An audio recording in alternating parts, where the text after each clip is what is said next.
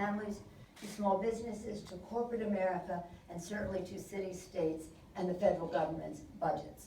So the point was to make it affordable. So the three purposes were the affordability driving it all, to improve the quality of care, to expand the access to it, and to lower the cost. On all three scores, the Affordable Care Act has succeeded. Would we like to do more? Yes, in all three of those areas. Part of it all, though, was how we addressed Medicare and Medicaid, and what that means to our country, to our seniors, and people with disabilities in particular. Under the Affordable Care Act, we were able to find savings of $800 billion, no cuts in benefits, savings, and plow them right into Medicare to prolong its life for a decade, to lower cost of prescription drugs, also known as closing the donut hole, but people tell me today that people don't know what the donut hole is anymore because it's closed. So lowering cost of prescription drugs along the life of Medicare, expand Medicaid. Did you know that 50%, at least 50% of the funds used for nursing homes are funds that come from Medicaid? So Medicaid is a middle class initiative. People think of it just as for the poor, but for seniors and people with disabilities, it is a major, major investment. So when we expanded Medicaid, it expanded that opportunity. And again, the savings in Medicare are so important to prolong its life. So what do Republicans want to do? I call it the cut and run approach. They say they're going to repeal and replace.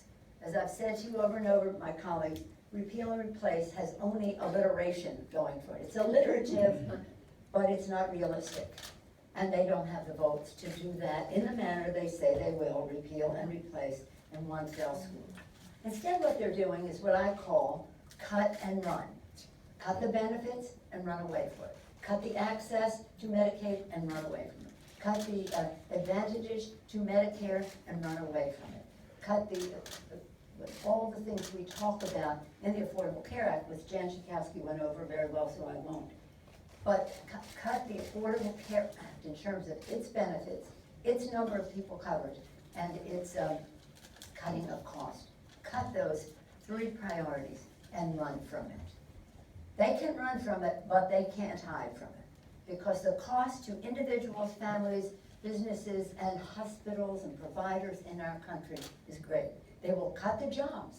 There'll be millions of jobs cut if they repeal the Affordable Care Act. Cut the jobs and run. Cut the contributions to hospitals. Before Affordable Care Act, hospitals had to bear the brunt of uncompensated care, the tune of hundreds of millions of dollars and billions nationally. In your communities, my colleagues and my friends, see what it does to the hospitals there. They want to cut that covering of compensation for uncompensated care to hospitals. Cut and run. But I am very, very encouraged by what I see across the country of people understanding what it means to them in their lives. My friend's grandchild was diagnosed a week or two ago with leukemia, 3 years old. He would have a pre-existing medical condition for the rest of his life. Lifetime limits, that would be gone. Cut the lifetime limit benefit and run. So it is whether you're a child, whether you're a woman, as was said by my colleague, no longer being a woman is a pre-existing medical condition. Cut the advantage to women and run.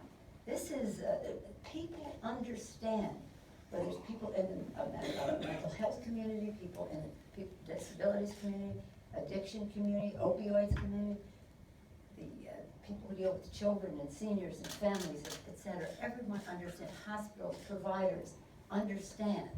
We need them to speak up to the members of Congress.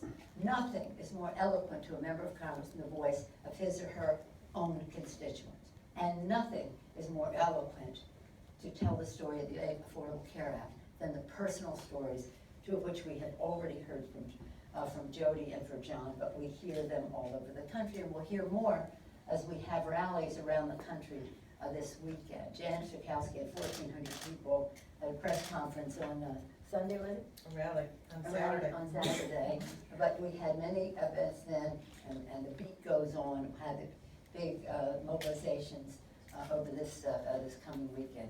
So it is, I think there's plenty of reason to be hopeful, because while the Republicans may have an ideological opposition to the Affordable Care Act, they have to understand what it means in cost to their constituents. Cost in benefits, cost in quality of service, cost in access, and cost in dollars. So we're hoping that they will listen. But as we go forward, it's important for us to define what is there and what would be lost. I think it's easier to win a fight when something is going to be taken away from you, rather than describing something that might happen in the future that is positive.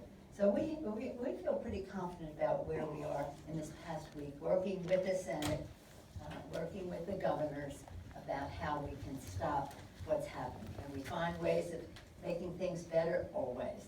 My privilege now, though, is to introduce a constituent from California, Kathy Cochin, President and CEO of the Asian and Pacific Islander American Health Forum, which was founded